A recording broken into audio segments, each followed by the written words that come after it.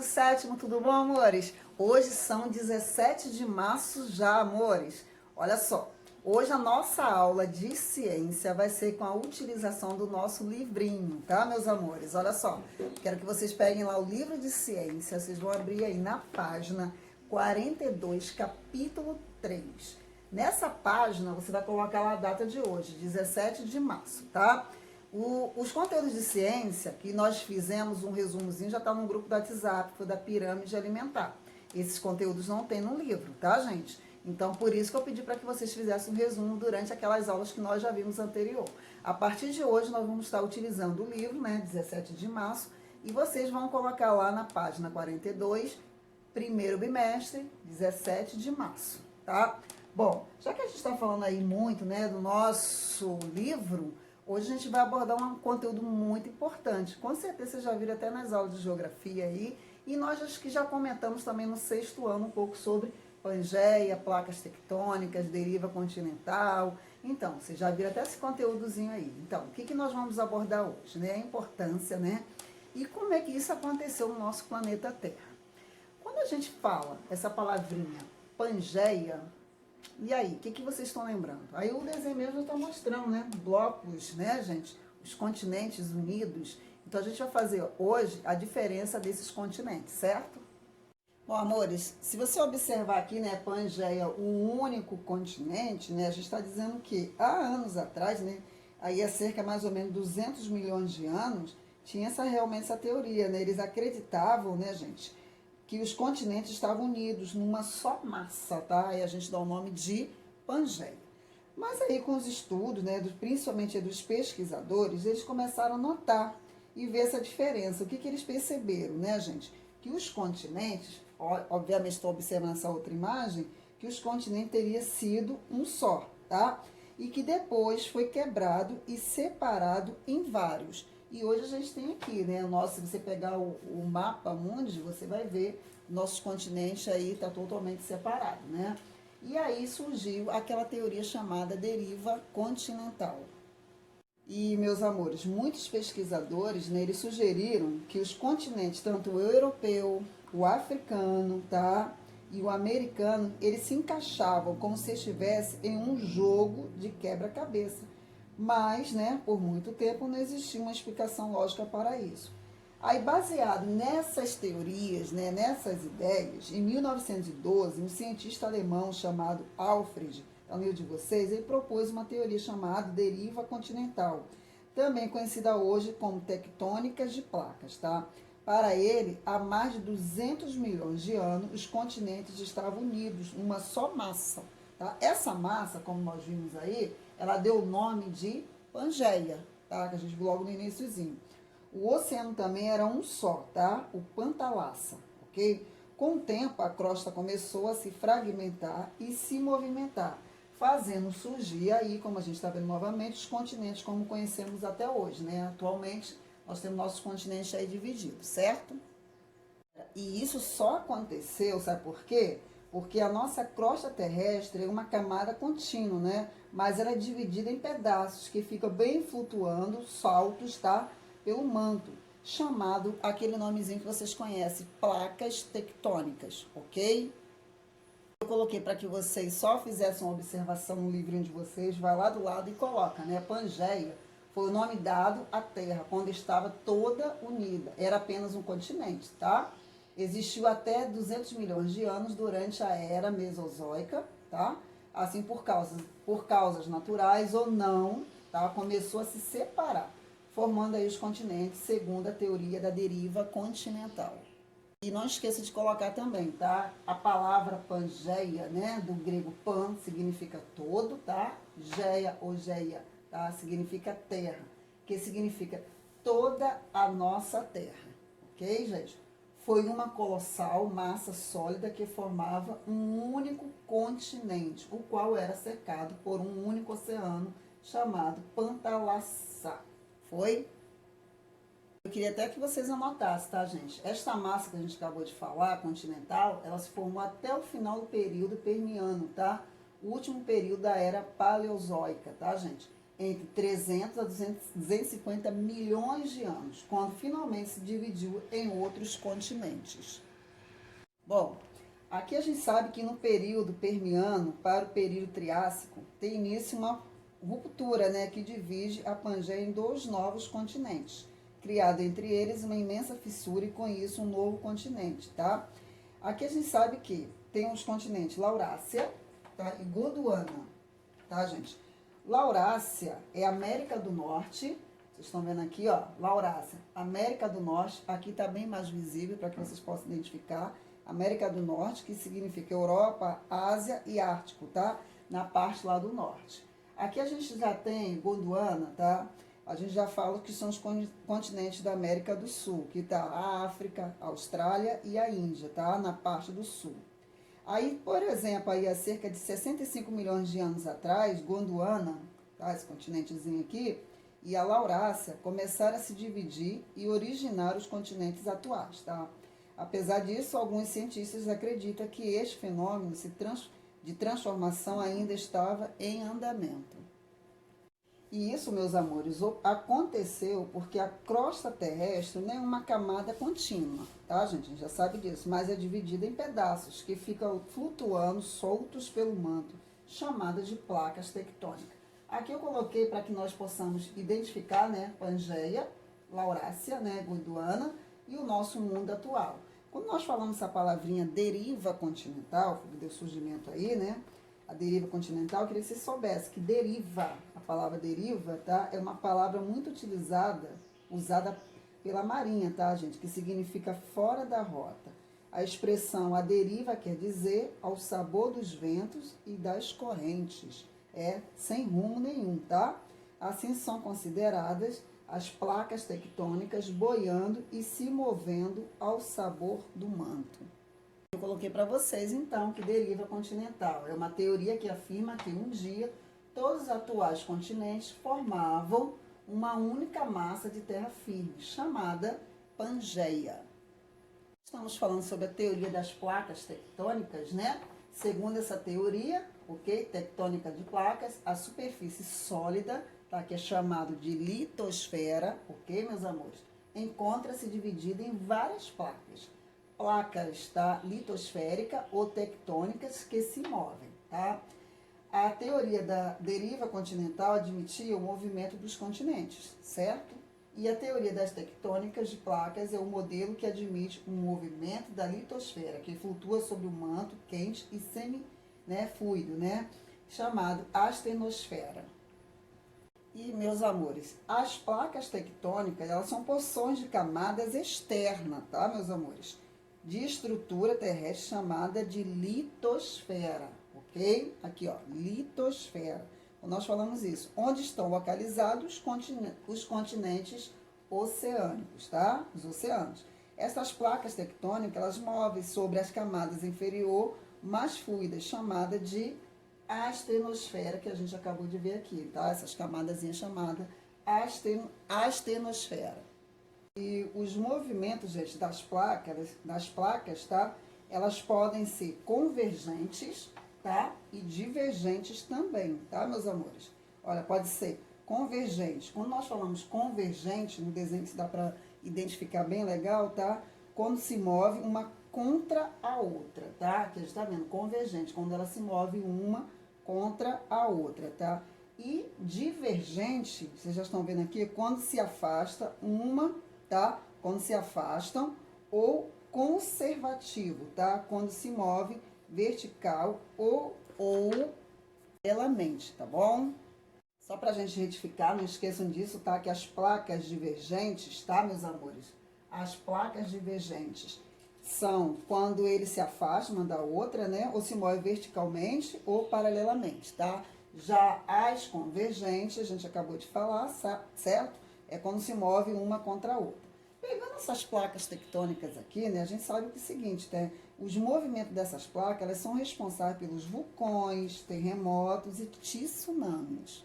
Estamos falando de terremotos. O que são terremotos, tá?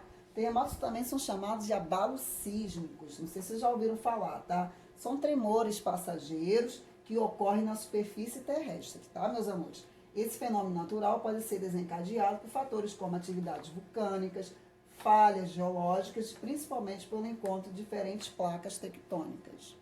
Falamos, né, meus amores, em terremotos, né? Terremotos, na verdade, galera, é uma liberação de energia acumulada abaixo dos solos. Olha só, essa liberação, né, ela vai provocar a acomodação dos blocos rochosos, vai dando origem aos tremores que nós sentimos, tá?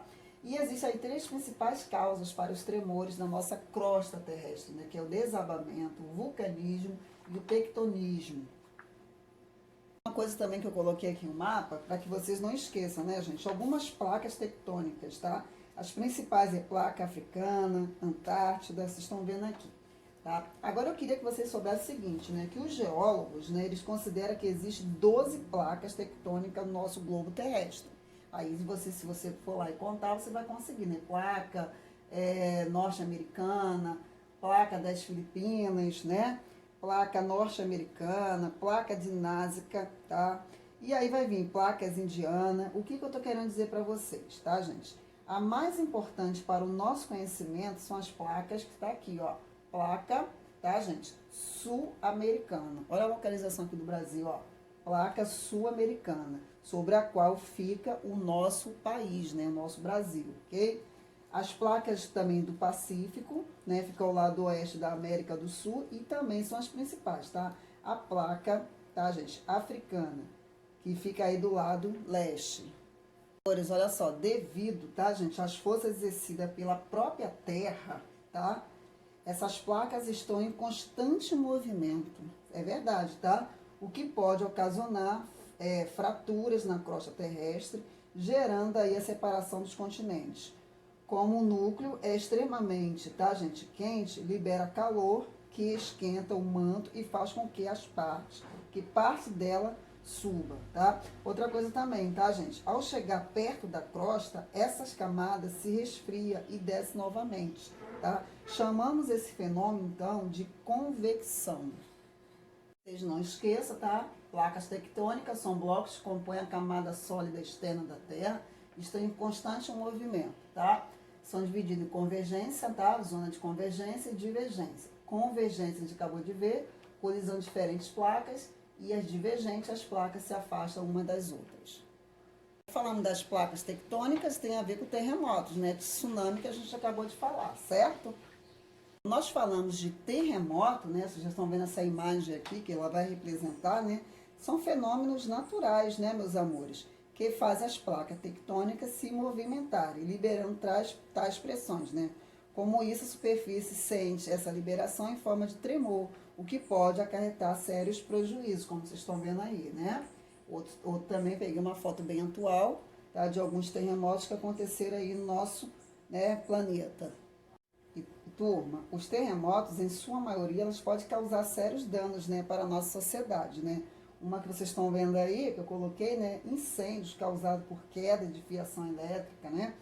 E não esqueça também, meus amores, quando nós falamos também dos abalos sísmicos, né, das placas tectônicas, já esquecendo, nós temos também, não sei se já ouviram falar de maremotos.